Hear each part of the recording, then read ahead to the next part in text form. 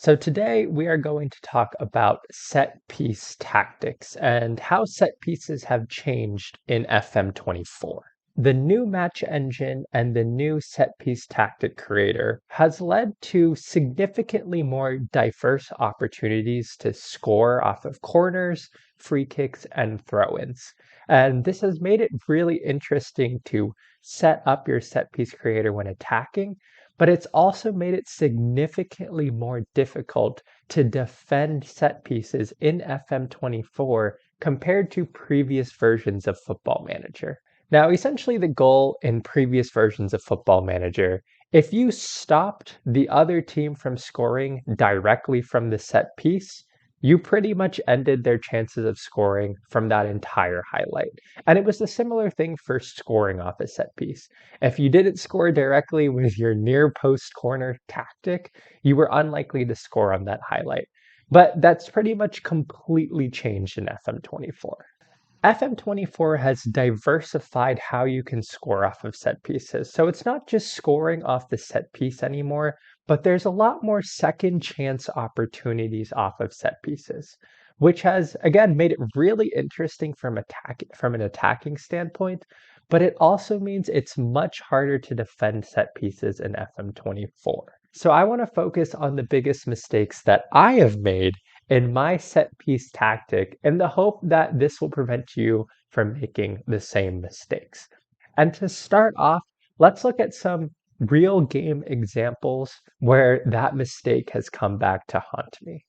And the biggest mistake that I have made in FM24 from a set piece perspective is not preventing second chance opportunities off of set pieces. So let me show you an example here where I allowed a goal against West Brom from a second chance opportunity off of a corner. So we can see here the corner is whipped in by West Brom and we are able to defend the initial corner.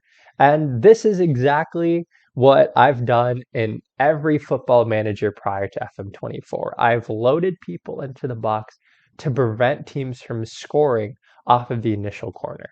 And if you did that in previous FMs, you pretty much ended the highlight, but that isn't the case in FM24. And we can already see the mistake that I've made.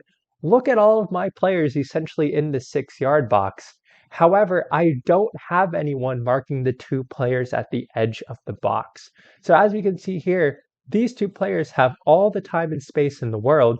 If the ball comes out to them, they're going to have all kinds of time to shoot or pick out a really good pass, and that's exactly what's going to happen. So we've moved the play forward, and we don't have anyone marking Moet. He has all kinds of time and space here. The person coming out is way too late. He's able to pick out the right pass, and West Brom is able to score from that opportunity. And here is another example against Bristol City. We can see the corner is whipped in and we are going to be able to clear that corner. But again, we don't have anyone at the edge of the box. So now there's a second chance opportunity for Bristol City.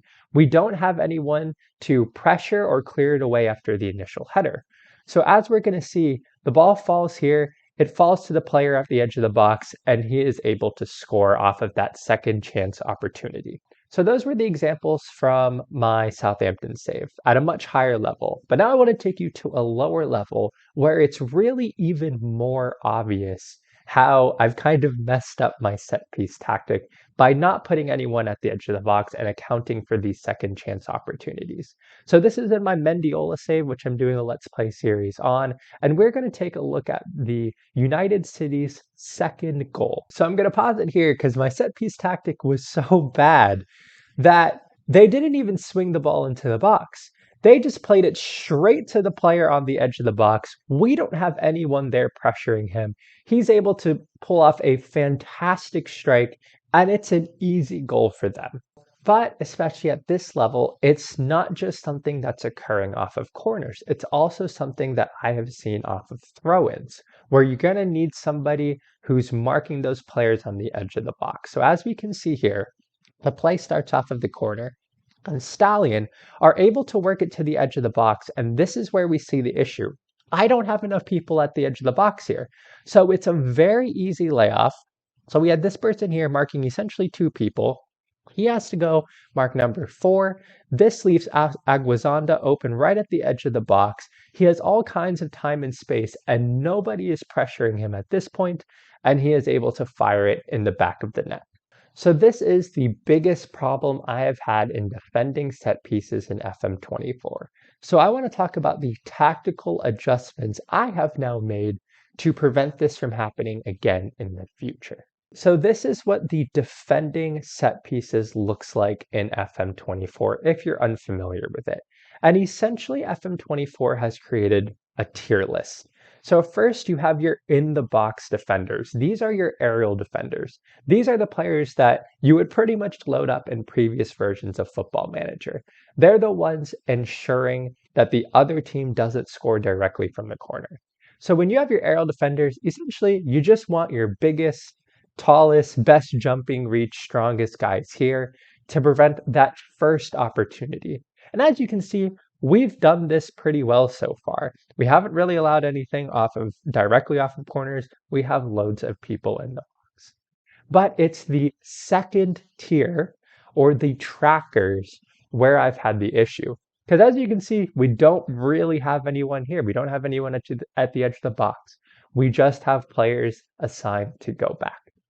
So the question is, how do I fix this? And the easy way to do that is pretty much every team has 2 players at the edge of the box. This is the base tactic. So all we do here is we can set 2 players to go to the edge of the area, and that is going to solve pretty much all the issues that we've had. This is going to significantly help with closing down players off of second chance opportunities, and it's going to limit the opposition's ability to take long shots and be able to get the right pass when a corner has been cleared. So this is something really good to do as far as being able to prevent second chance opportunities off of corners. And this is also something that I would recommend doing on the throw-in tactic. Again, we have a similar thing here. We have our aerial defenders. So if the other team does a long throw-in, we are preventing the immediate opportunity off of throw-ins. But if they go short, then we need someone at the edge of the box so they can't just work it around easily into a shooting position. So here I would recommend the same thing.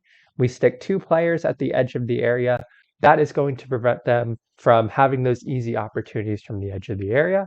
And it's just something really simple that we can do to make sure that we're more solid defensively off of set pieces. And on the flip side, this is absolutely something that you can take advantage of from an attacking perspective by making sure that you have 2 players there too. And this is something that is pretty much already done in kind of the base level of the game. So if you're using kind of the generic tactic, it's already there. I've pretty much set everything to a near post corner kick tactic, which so far I have found to be very helpful. We have our players in the edge of the box, and I didn't show any of those, but it's also been very successful getting second chance opportunities in my save. The other thing that I would recommend doing is having multiple set piece tactics. And I would have at the very least a near post and a far post tactic. And the reason for that is it seems like the AI has done a little bit better about adapting to your set piece tactics over the game. So I noticed that, especially in my Southampton save, early on in the season, I was getting a lot of goals off of that near post corner kick tactic, but other teams started loading up the near post, and I needed to develop a second tactic to the far post just to keep things fresh, keep them on their toes, and I seem to have more frequency scoring in that way. And the way to add that second tactic is just to go add a new routine. You can create a new routine and you can go far post in swinging, far post out swinging, do it there. And when setting multiple options, you can have one be more often and one be less often. So for me, I like my near post one to be more often and the far post one to be average. As you can see, this means we'll do our near post routine about 66% of the time and our far post routine about 33% of the time, which is perfectly fine with me. That's pretty much exactly how I want it. I click OK there and everything's all set. So far, that's kind of been my biggest mistake in FM24 is not setting up my set pieces properly.